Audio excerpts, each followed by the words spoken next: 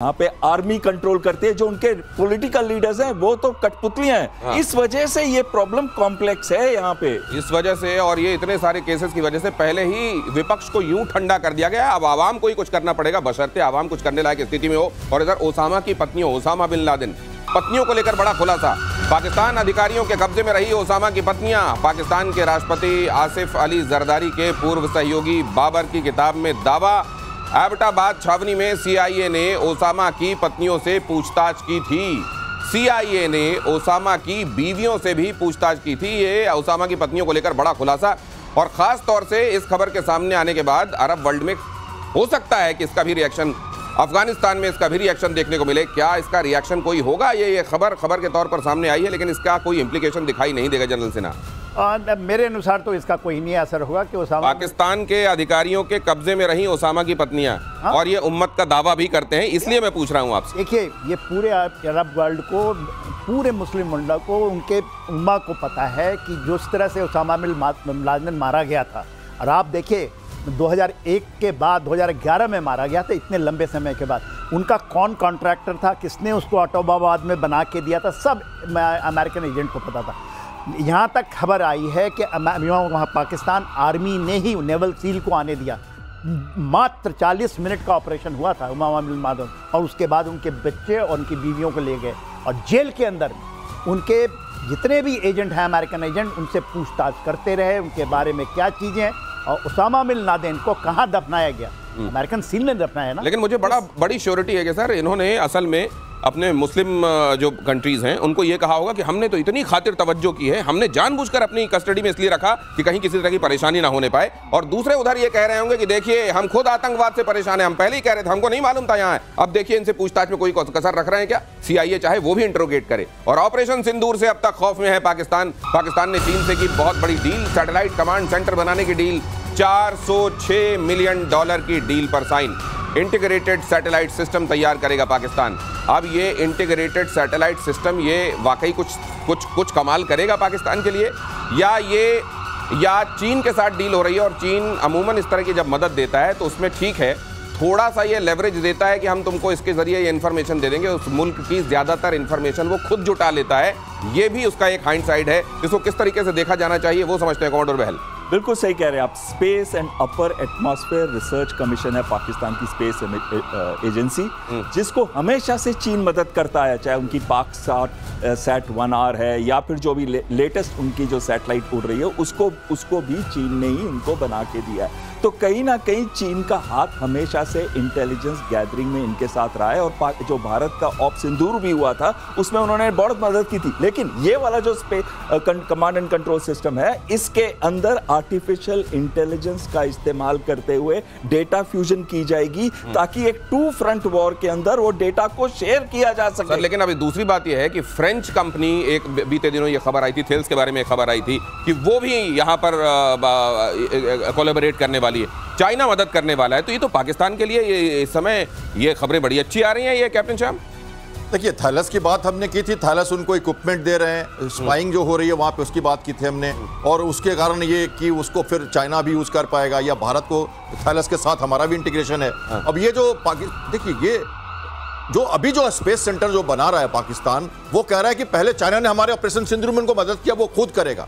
और उसको कहा जा रहा है कि विद इन फ्यू, मतलब बिल्कुल कैलिब्रेटेड टाइम में स्पेस सेंटर बनाना, टेक्नोलॉजी ट्रांसफर करना, और 20 से ज्यादा सैटेलाइट लो ऑर्बिट में प्लांट कर देना, और उसके साथ सिंथेटिक अपर्चर रडार लगाना, जो क्लाउड्स में भी और रात को भी, फिलहाल डे में ही उनके पास कैपेबिलिटी थी, रात को भी वो सही पिक्चर दे सके रियल टाइम। तो ये कैपेबिलिटी भारत के लिए एक सतर्कता का विषय है, क्योंकि उनके पास, हमारे पास रियल टाइम इंफॉर्मेशन आएगी। और इसी में अगली खबर ये कि घुसपैठियों के खिलाफ देखिए लंदन में सड़कों पर उतरे लोग। पूरी दुनिया अब सतर्क हो रही है कि घुसपैठियों से बड़ी सावधानी की जरूरत है। लेकिन ये देखकर अफसोस होता है कि जब अपने देश में घुसपैठियों के खिलाफ अभियान चलाए जाते हैं तब इसमें राजनीति होने लगती है। विरोध प्रदर्शन में 1.5 लाख से ज्यादा लोग शामिल हुए। लंदन से घुसपैठियों को भगाने की मांग, प्रदर्शनकारियों और पुलिस के बीच में झड़प हुई। लंदन में ये जो उभार है, ब्रिटेन में ये जो उभार है, अब इनफैक्ट पूरे यूरोप में ये बात महसूस की जा रही है कि वो जिनको हमने किसी समय पर ये समझ करके शरणार्थी हैं अपने यहाँ रखा, अब वो हमारी पूरी कंट्री को हाईजैक करने में लगे हुए हैं।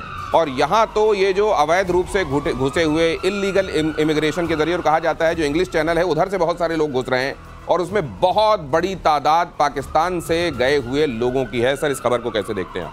ये तो बहुत इम्पोर्टेंट खबर है, क्योंकि देखिए वहाँ पर ये भी कहते हैं कि पाकिस्तान से कहा जाता है कि 30 लाख इंडियंस हैं और उससे भी ज़्यादा पाकिस्तानी। मेयर जो लंदन के हैं वो पाकिस्तानी नेशनल के हैं। ये कुछ कर पाएंगे जेमी रॉबिन्सन, जिन्होंने इकट्ठा किया लोगों को? देखिए बहुत बड़ा इनको सपोर्ट है। इनके 10 लाख लोग इनके जो सोशल मीडिया के इनके फॉलोअर हैं। 1.5 लाख अभी इन्होंने आह्वान किया था, इतने लोग निकल गए थे सड़क पे।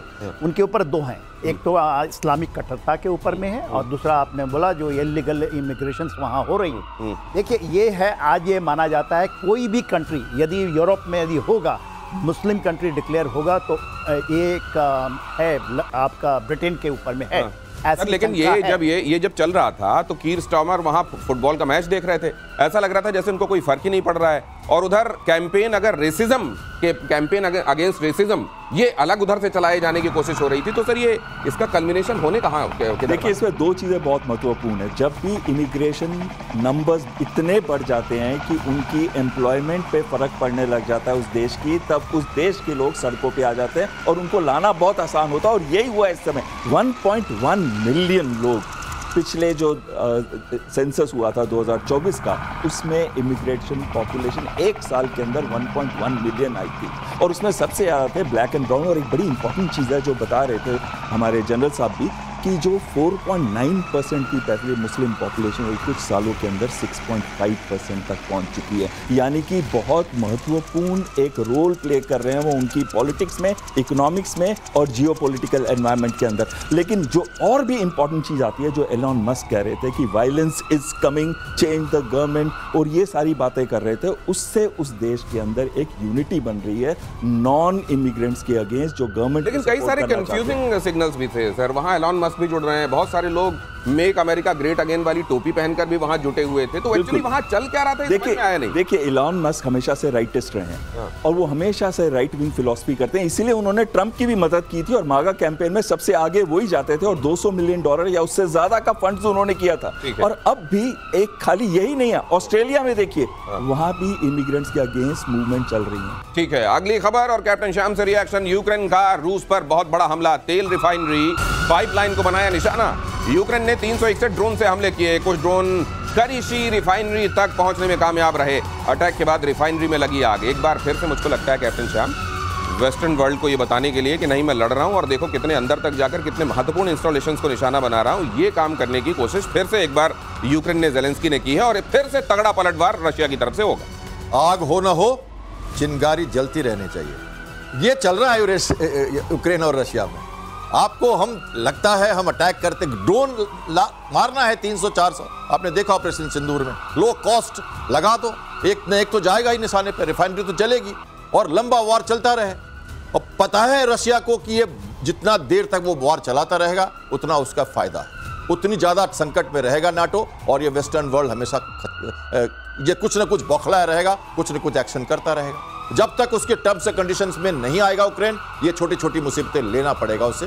तो ये उसका नमूना है। और हाँ, स्ट्रैटेजिक टारगेट्स पे, लॉजिस्टिक सपोर्ट यूनिट्स पे और ऑयल डंप्स पे अटैक कर रहा है, रिफाइनरी पे कर रहा है, तो ऑब्वियसली तंग तो कर रहा है रशिया को। लेकिन रशिया उसके बाद 800 ड्रोन से मारता है, एक दिन में सबसे भयावह अटैक करता है, बेलारूस की तरफ से चढ़ जाता है और वो सब करता है जहां पर कि ईस्टर्न बॉर्डर पे पोलैंड के आहट गूंज रही है कि पूरा एयर स्पेस मेरा है, मैं अब यूक्रेन को घुटने पे लाऊंगा। नाटो अपने सावधान रहो, अपने कदमों में रहो, अपने कमरे में बंद रहो। और इसी सीक्वेंस में अगली खबर, बेरेंट्स सागर में रूस का बड़ा युद्धाभ्यास। रूस ने टारगेट पर ज़िरकॉन हाइपरसोनिक क्रूज मिसाइलें दागी। ज़ैपेड 2025 में रूस का शक्ति प्रदर्शन, बॉम्बर्स Su-34 से भी बमबारी, नेटो को मैसेज देने की कोशिश। बीते दिनों जो एक तनाव और वो बना था सर कि शायद नेटो वर्सेस रशिया हो सकता है, वैसे में क्या ये इसलिए इंडिकेशंस हैं, ये इस ड्रिल को क्या उस तरीके से भी देखा जाना चाहिए क्या? देखिए क्या किया है रशिया ने, क्या किया, पहले तो जब ऑर्सनिक की बात होती है तो उसने बेलारूस में डिप्लॉय कर दिया।